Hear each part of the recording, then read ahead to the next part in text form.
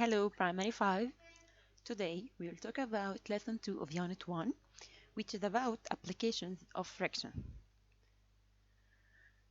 Before our talking about the applications of friction, we will discuss the advantages and disadvantages of friction force. Let's start by the advantages of friction force.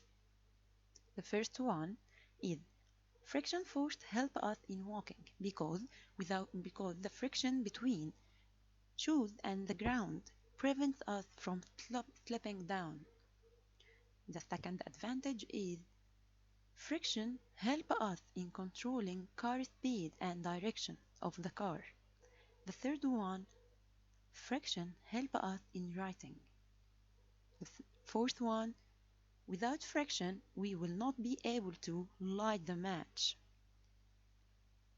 The fifth one is car brakes that used in stopping the car depends on friction too.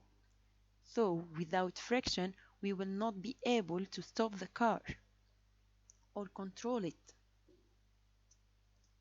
Disadvantages of friction. Friction may cause damage to the internal parts of the machine because friction raises the temperature of the moving parts of any machine we have. So it causes damage of the machine from the internal parts. How to decrease or reduce friction?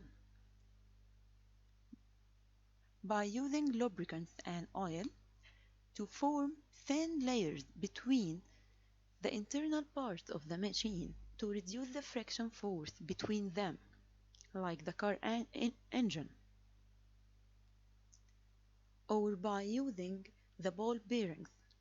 Bearings are small metallic balls with a smooth surface, so the friction force between them is almost non-existent, used in the internal parts in the machine. So we have two ways to decrease the friction force. Number one is using lubricants and oil. And the second one is using cold bearings.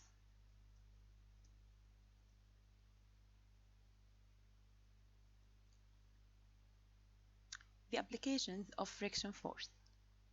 Number one is saving fuel combustion in the cars.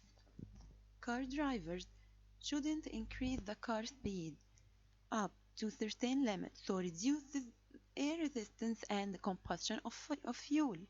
Number two is rubber tires. Helps in decreasing the friction between the car tires and the road, especially when car moves in wet road. Thanks for watching. I hope you get benefit.